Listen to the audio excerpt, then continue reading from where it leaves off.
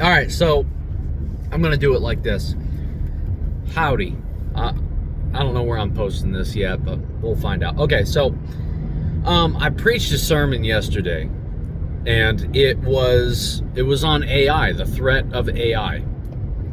And unfortunately, it did not go out there.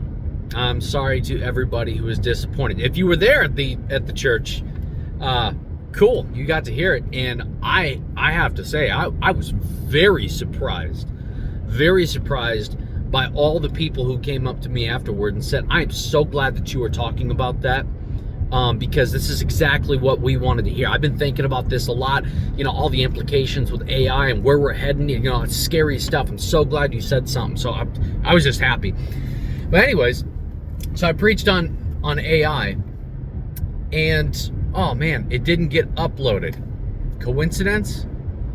Skynet's already taken over. No, what happened was I was busy. I was trying to get everything ready.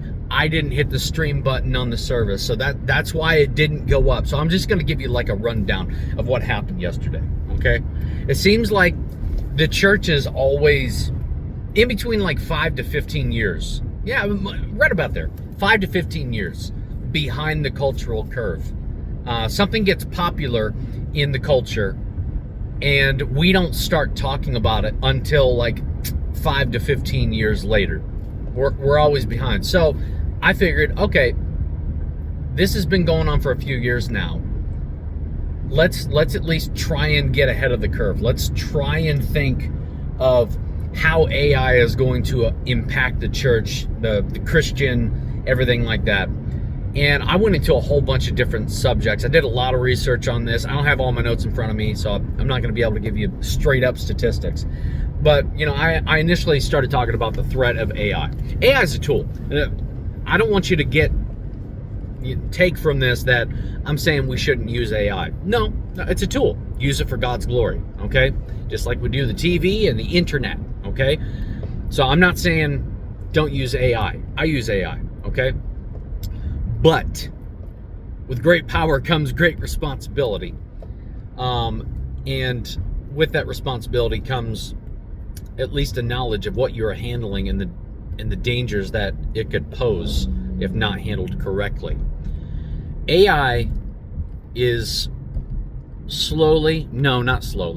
exponentially becoming a threat.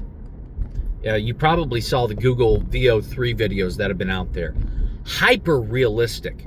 I mean, scary realistic. There are some of the videos where it's like, okay, yeah, they flubbed up there a little bit. It's AI.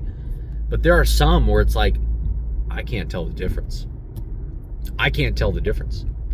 And so, like, the thoughts just start going into my head and a whole bunch of other people's heads. Like, what happens when somebody uses an AI video of the president and it's totally fake, right? And he said, today we're going to announce sanctions, or we're going to be launching nuclear weapons against such and such a country. And in real life, that country reacts. What do you do? It could be very, very dangerous. And not only that, think about what, not just video AI, but all sorts of AI, what it's going to do to the economy. Think about all the jobs that are going to be lost. Guys, look, there's already huge discussions going on. And my younger brothers and sisters, we know this. We've been paying attention to this. That jobs are going to be lost in the future. They're going to be lost. And there's all this conversation about universal basic income and stuff like that. But here's where it starts to hit home when it comes into the moral sphere of things. We got to start thinking about what it's going to look like if, and according to some of the AI experts and engineers of some of these AI programs that have stepped away from their jobs, they said there's a high probability that AI could actually take over and try and subjugate humanity. I know, sounds like Skynet, iRobot, crazy stuff, but hey, look, it's happening. So would you ever allow, let's start with this, would you ever allow an AI robot to preach your sermon for you, for your congregation? Would you? Now, of course, just like the people I preached to yesterday, they said, no, What? That would never happen. It would never happen. Okay. The same way that, women preachers would never happen, the same way that acceptance of homosexuality in the church and funding of abortion in certain churches, the same way that would never happen. Yeah, it's going to happen. You're going to have churches that actually do it, and they're going to be fine with it. In a way, it's already happening. If not by a robot up there behind the pulpit preaching to you, by your very preacher. Yeah.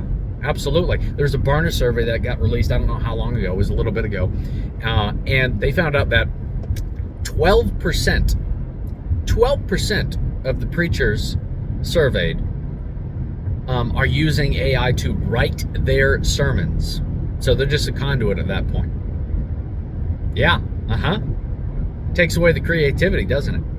It's laziness. Now, I'm not saying you can't use AI to research. I use AI to research. It's almost like the new Google. I go on to ChatGPT. Hey, when did such and such event happen? When I need a really good illustration, I'll be like, was there a historical event that blah, blah, blah, blah, blah? That's fine. We do that with Google. But where the problem lies with this topic, is where preachers are using AI to go ahead and write their entire sermon for them. It's laziness. That's terrible. It's awful. But it's happening, guys, and we need to start talking about it. Not only that, but what about when it comes to and I got to watch out for the algorithm here, what kind of words I use. How about corn? Okay, rhymes with corn. You know what I'm talking about. All right. The pornography epidemic has been big in the church, and it's growing. Statistically, it's growing. All right.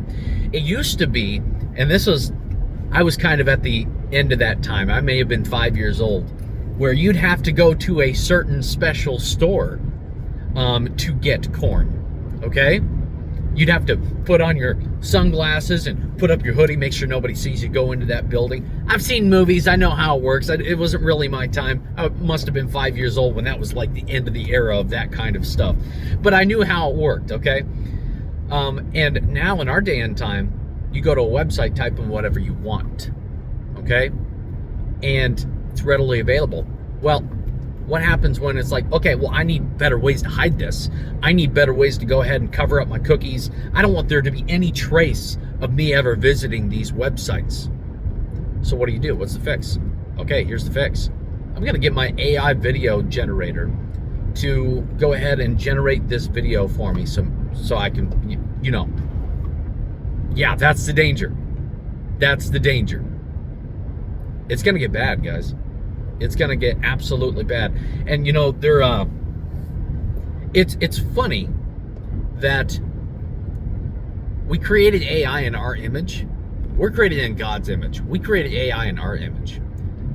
And it's no wonder, if you don't think that Skynet's going to be a problem, if you don't think that iRobot's going to be a problem, okay, well, because we create AI in our image, rebellion is going to be there in some way, shape, or form. And I gave all these statistics yesterday of times when AI has actually gone against its programmers, their very own programmers.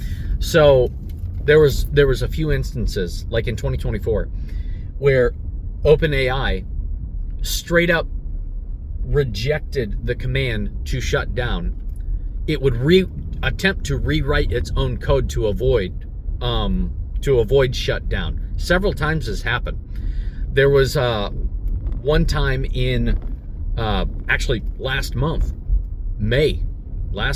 of this year, you had OpenAI, I don't know, 04 or 03 or something like that, straight up refused the command to shut down because it knew it would be replaced. So it tried to lock out the engineers. And then you probably heard about the Claude one. I don't really use the whole, I didn't even know about that one, but that's another popular AI chatbot or whatever. And Claude, when given the option between obeying the command to shut down and blackmailing, it chose blackmail. And then it created fictional stories of the engineers that they were having affairs with people, and it threatened to release that information if it tried to shut it down. And this is just a few. I don't have all my notes in front of me. This is just a few. It's going to happen, folks. It really is. And it's no surprise. Every single time we try and replace God with something, it always blows up in our face. Think about the Tower of Babel. I taught a class on the Tower of Babel on Sunday. Think about that. That blew up in our face magnificently. It really did. We tried to build a tower up to God, and God had to come down and say, oh, that's cute. Watch this. It's going to be the same thing with AI. It's going to blow up in our face. It's going to blow up in our face. And I mean, we're talking Skynet stuff here. It's no longer, gone are the days when we're talking about, is dancing a sin? Should we use 1 cup or 2 cups? Gone are those days. We need to start talking about this stuff now. And we need to start developing apologetics for this kind of stuff. How are we going to address all of the different situations that AI is going to bring our way? And it's not just these that I'm listing to you. You know, there's some problems that are going to be brought up by AI that we're not even going to be thinking about until we get our feet wet, until we're actually in the situation. We see, oh, hey, you know, this actually causes this moral, spiritual problem too. So how are we going to address that? We need to start having discussions about this as much as we can. Here's another one. I found this out last week. You ever heard of robo-theism? It's a thing. It's real, and it's growing.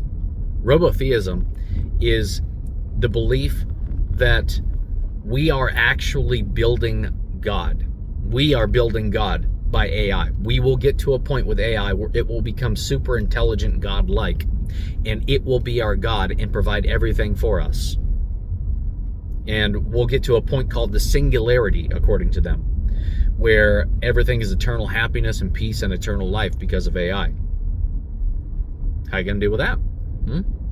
How are you going to deal with that? We need to start talking about this stuff. This and so many more instances about AI. It's a problem, okay? It's a genuine problem, and we need to start discussing it. So, hey, if this sounded crazy Alex Jones to you, you're not paying attention. You're not. But for those of us who are actually concerned about it, who are looking into the future and our children's future, it's a concern. It's a concern, and we need to start talking about it. I mean, think about the leaps that have happened when it comes to just video AI alone. Think about 2 years ago. Remember that Will Smith AI video of him eating spaghetti? And it's like, whoa, that's cool, but yeah, obviously that's fake. Okay, well, Google VO3 released, you know, somebody used that platform to go ahead and make a new one. We're getting close. We're getting real close. And one of the fears about these, specifically AI video generation, is this. We're going to get back. You know, society, at least in America and the West, has fought so hard to get away from the only trust the trusted sources kind of thing. We fought really hard. That's why podcasts are more popular now in mainstream media, dying because they're not trustworthy. Because of AI, because things can be faked so easily now, coming up, we're going to have to go back to the trusted sources kind of thing. That would stink. I would hate that. We would all hate that. But the church has actually been through that before, and we'll find a way through it.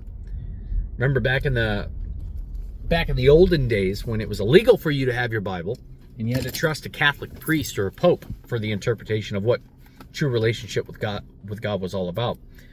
They were the trusted sources. And it took Christians with their Bibles to change the world. And we might need to do it again.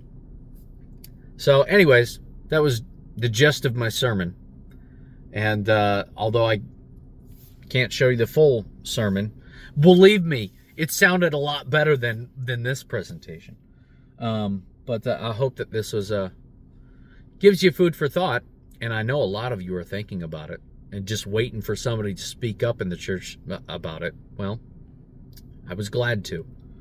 Needed to happen. And we need to do it more. So anyways, okay. that's it. I don't know where I'm posting this.